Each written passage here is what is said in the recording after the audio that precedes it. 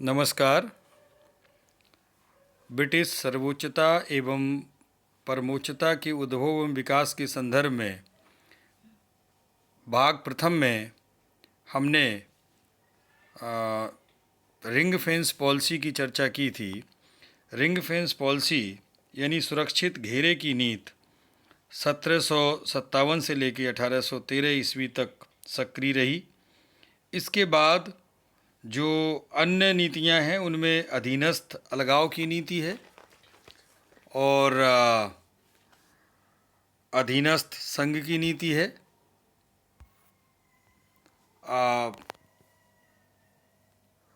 इन नीतियों का जो काल है वो भी अलग अलग ढंग से इतिहासकारों ने परिभाषित किया है।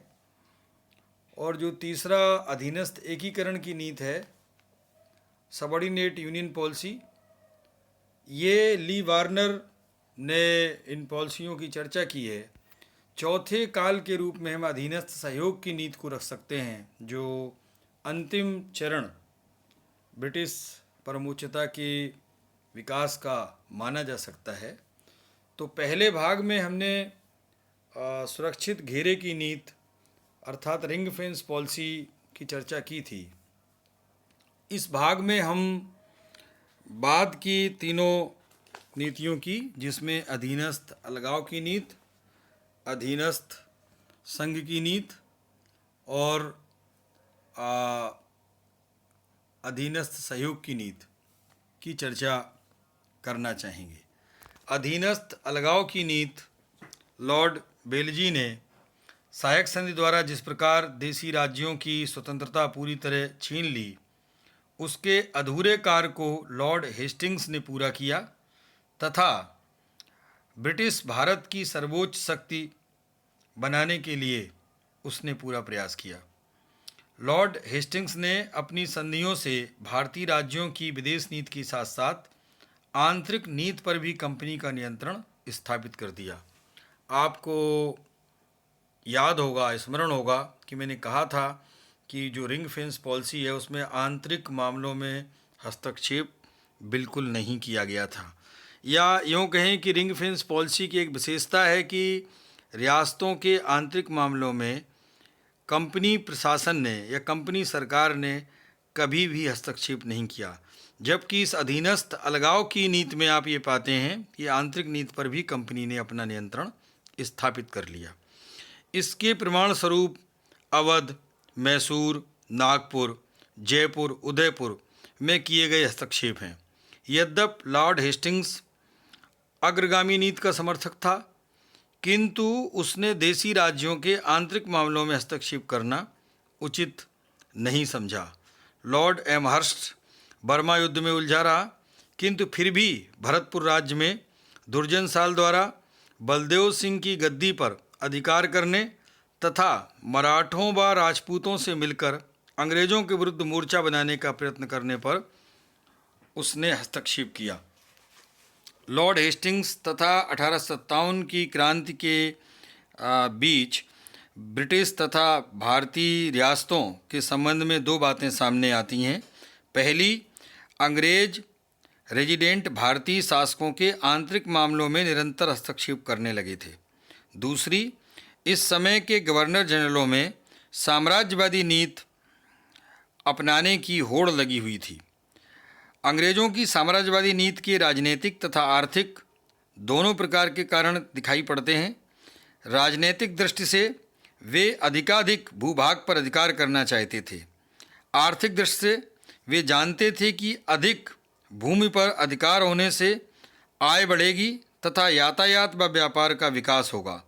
अतः ब्रिटिश कंपनी भारतीय शासकों पर कुशासन का आरोप लगाते हुए उनके राज्यों पर अधिकार करना प्रारंभ कर चुकी थी।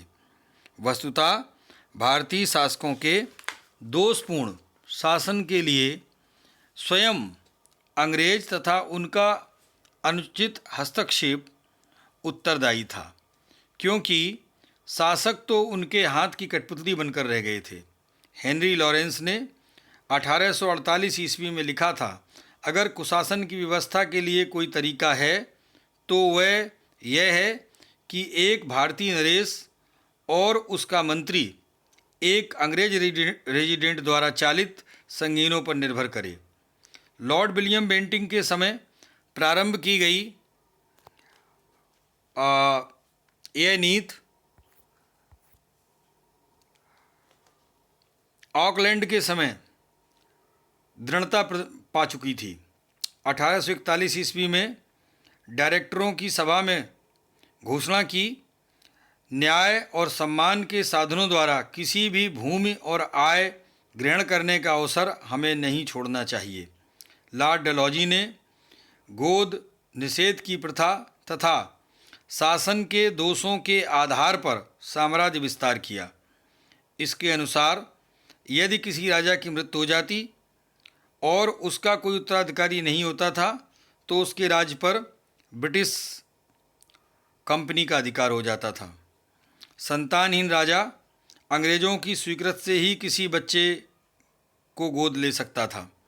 अंग्रेज़ों का मानना था कि यह नीति उन राज्यों के संबंध में थी जिनके वे निर्माता थे। वस्तुतः यह कहना विवादपूर्ण होगा कि अंग्रेज़ों ने कुछ राज्यों का निर्माण किया था। वस्तुतः अंग्रेज़ों की ये नीति शक्ति पर आधारित थी। किस प्रकार डलहौजी ने साम्राज्यवादी नीति को व्यवहार में अपनाया, उसके संबंध में इंस ने लिखा है कि उससे पहले के गवर्नर जनरल साधारणतः इस सिद्धांत पर कार्य करते थे कि साम्राज्य का विस्तार न किया जाए और वह भी यदि वह टल सकता है तो टाला जाए। डलहौजी ने साधारणतः इस सिद्धांत का पालन किया कि साम्राज्य विस्तार करना चाहिए जहाँ कहीं ऐसा संभव हो। करौली को छोड़कर इस नीति से हस्तगत शेष सभी राज्यों को कंपनी के डायरेक्टरों की स्वीकृति मिली। इस काल में सिंध, पंजाब, बर्मा तथा असम युद्ध द्वारा और उदयपुर, मैसूर, कछार, कुर्ग, मणिपुर तथा जैंतिया कुशासन के आरोप द्वारा अंग्रेजी साम्राज्य में मिलाए गए। लॉर्ड ऑकलैंड ने 1842 ईस्वी में कुरनूल पर अधिकार कर लिया। लॉर्ड एनबरो ने 1843 ईस्वी में एक संधि द्वारा ग्वालियर की सैन्य शक्ति कम कर दी तथा उसे संरक्षित राज्य बना दिया। गोद की प्रथा के आधार पर डलहौजी ने 1839 में मांडवी, 1840 ईस्वी में कोलावा तथा जालौन, उत्तर प्रदेश का जालौन रियासत तथा 1842 ईस्वी में सूरत, 1848 में सतारा, 1853 ईस्वी में जैतपुर, संबलपुर, बेझट तथा 1852 ईस्वी में उदयपुर, 1853 ईस्वी में झांसी तथा 1854 ईस्वी में नागपुर पर अधिकार करने का प्रयास किया। डलहौजी ने अपनी नीति स्पष्ट करते हुए कहा था कि जिन राज्यों की उत्पत्ति हमारी सनद या मेहरबानी से हुई थी, यदि वहाँ पर कोई उत्तराधिकारी नहीं है तो हम अपनी सनद के आधार पर ही उसे अपने राज्य में सम्मिलित कर लेते हैं। वस्तुतः अंग्रेज़ों को भारत में किसी भी राज्य का संस्थापक मानना विवादपूर्ण ही है। सतारा और नागपुर हड़प लेने के संबंध में डलहौजी के समर्थक ली वार्नर ने भी लिखा है कि इसके लिए साम्राज्यवादी कारण प्रमुख थे। वे बम्बई और मद्रास तथा बम्बई और कलकत्ता के मार्ग में पड़ते थे। इन्हें अंग्रेजी राज्य में सम्मिलित करके ब्रिटिश राज्य को संगठित किया गया। 1850 ईस्वी में सिक्किम के शासक से 1676 यानी 1676 वर्ग मील का भूक्षेत्र तथा 1853 ईस्वी में हैदराबाद से बरार का सूबा छीन लिया गया। डलहौजी ने 1856 में अवध पर कुशासन का आरोप लगाते हुए उस पर अधिकार कर लिया तथा अनेक शासकों की पेंशन तक बंद कर दी गई। आप सबको 1857 की क्रांति के संदर्भ में जब बात होगी तो मैं विस्तार से चर्चा करूंगा किस प्रकार झांसी पर जो अनाधिकृत चेष्टा की उसके संदर्भ में वहाँ की रानी लक्ष्मीबाई ने किस प्रकार संघर्ष किया, ये सब आगे जब हम चर्चा करेंगे तो बातचीत करेंगे। जो तीसरी महत्वपूर्ण नीति है इस ब्रिटिश सर्वोच्चता के विकास के संदर्भ में वो अधीनस्थ संघ की नीति है, जिसका समय 1858 ईस्वी से 1906 और कुछ इतिहासकार 1910 ईस्वी तक इस काल को मानते हैं। भारतीय शासकों ने 1857 के विद्रोह में अंग्रेज़ों की सहायता की थी, अतः उनमें से अनेक का पद एवं उन्हें विभिन्न उपाधियां प्रदान की गईं। 1858 में क्राउन ने भारत का शासन अपने हाथों में ले लिया तथा देसी नरेशों को कंपनी के साथ की गई संधियों का पालन करने का वचन दिया। इस तरह भारतीय राज्यों तथा अंग्रेज़ों के संबंध सैद्धांतिक दृष्टि से समान रहे, किंतु उनमें व्यवहारिक दृष्टि से कई परिवर्तन हुए। अब अंग्रेज़ों ने भारतीय राज्यों को हड़पने की नीति छोड़ दी, अर्थात अब सबॉर्डिनेट यूनियन पॉलिसी का पालन करने लगे। और 1858 ईस्वी में महारानी विक्टोरिया ने अपनी घोषणा में कहा कि हमें अपने वर्तमान राज्य की सीमाओं में वृद्धि करने की कोई इच्छा नहीं है। हम अपनी सीमाओं और अधिकारों पर अन्य किसी के द्वारा अधिकार करना पसंद नहीं करते और हम किसी अन्य की सीमा या अधिकारों को छीनने का प्रयत्न नहीं करेंगे। इस समय निश्चित किया गया कि हिंदू एवं मुसलमान अपने धर्म के अनुसार किसी भी बालक को गोद ले सकते हैं, किंतु भारतीय नरेशों के उत्तराधिकारी के प्रत्येक अवसर पर ब्रिटिश सरकार की अनुमति अनिवार्य कर दी गई। यद्यपि इस घोषणा से भारतीय राज्यों को सुरक्षा का आश्वासन दिया गया था, किंतु उन्हें पूर्णतः ब्रिटिश सरकार की अधीनता में रखा गया था। आगे आने वाले समय में भारतीय राज्यों को ब्रिटिश साम्राज्य का अंग माना गया था तथा उनकी सुरक्षा ब्रिटिश शासन का कर्तव्य माना गया। 1862 ईस्वी में लॉर्ड कैनिंग ने घोषणा की कि इंग्लैंड का क्राउन ही भारत की निर्विवाद सर्वोच्च सत्ता है। लॉर्ड कैनिंग से कर्जन तक के गवर्नर जनरल अंग्रेज सरकार को भारत की सर्वोच्च सत्ता मानते थे। फलतः भारतीय राज्यों पर ब्रिटिश अधिकार बढ़ने लगा। प्रिंस ऑफ वेल्स 1875 ईस्वी में इसी उद्देश्य को लेकर भारत आया था। 1876 ईस्वी में लॉर्ड लिटन ने दिल्ली दरबार में महारानी विक्टोरिया को भारत की साम्राज्ञी घोषित किया। इस समय अंग्रेजों ने भारत में राजनीतिक एकता का सूत्रपात किया। देश के सभी भाग रेल तथा तार द्वारा परस्पर जोड़ दिए गए तथा संपूर्ण देश में एक समान मुद्रा प्रचलित की गई। विश्वविद्यालयों में संपूर्ण देश के छात्र शिक्षा के लिए जाने लगे। भारतीय नरेशों पर अंग्रेजों के उच्च न्यायालय का बहुत प्रभाव पड़ा। अस्त्र शस्त्रों पर भारतीय जो सरकार थी, ब्रिटिश सरकार, उसका नियंत्रण रखा गया। राज्यों के दीवानों, मुख्यमंत्रियों तथा अन्य बड़े पदाधिकारियों तथा अल्पायु के भारतीय नरेशों के संरक्षकों की नियुक्ति हेतु भारत सरकार की अनुमति अनिवार्य कर दी गई। राज्य के लिए किसी भी महत्वपूर्ण कानून के निर्माण हेतु भी ब्रिटिश स्वीकृत आवश्यक थी। इस प्रकार स्पष्ट है कि भारतीय नरेश पूर्णतः ब्रिटिश सरकार के अधीन थे। तो ये जो अधीनस्थ एकीकरण की नीति है, ये राजनीतिक एकता स्थापित करने से अंग्रेज़ों के अधिकारों में इसमें बहुत वृद्धि हुई तथा 1860 ईस्वी में लॉर्ड कैनिंग द्वारा जो घोषणा की गई कि ब्रिटिश सरकार को देसी नरेशों के शासन के दोषों को दूर करने का अधिकार है।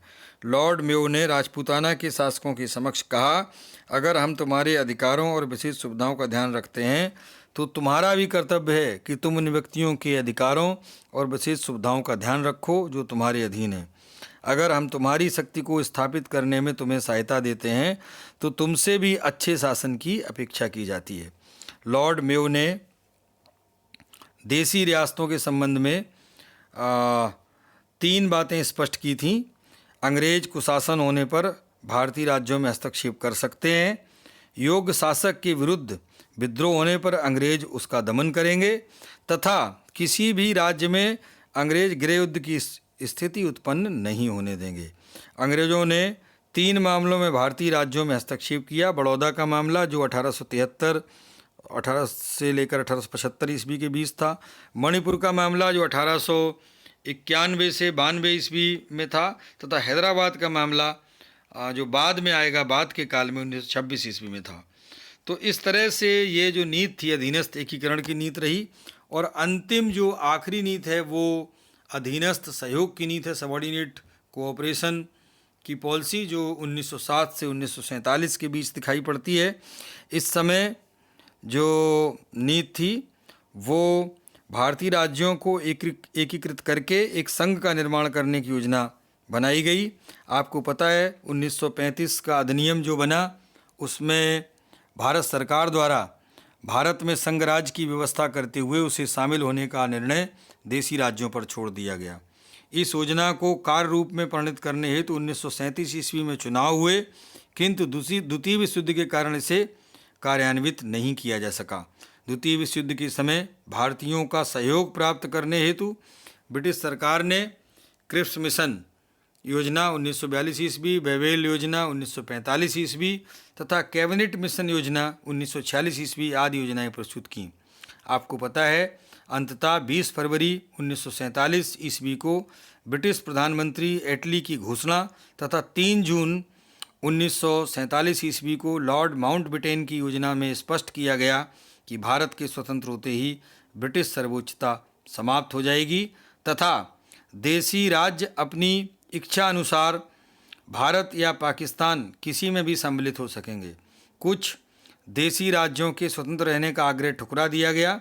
1947 ईस्वी के भारतीय स्वतंत्रता अधिनियम द्वारा ब्रिटिश सर्वोच्चता समाप्त हो गई तथा भारत व पाकिस्तान नामक 2 राज्यों का निर्माण हुआ और देशी शासकों पर दोनों में से किसी पर सम्मिलित होने का निर्णय छोड़ दिया गया।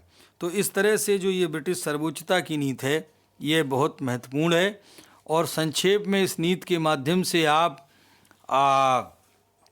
जो अंग्रेज़ों की विस्तारवादी नीति थी, सर्वोच्च सत्ता की स्थापना और विकास का जो क्रम था वो समझ सकते हैं। अंत में मैं जॉर्ज बार्लो के कथन के साथ आज के इस व्याख्यान को समाप्त करना चाहूँगा, जिसमें जॉर्ज बार्लो ने कहा है कि कोई भी भारतीय रियासत ऐसी नहीं रहनी चाहिए जो अंग्रेज शक्ति पर निर्भर न हो अथवा जिसका राजनीतिक आचरण इसके पूर्णताधीन न हो। तो आशा है आपने ये जो ब्रिटिश सर्वोच्चता का विकास और उद्भव है इसको समझा होगा।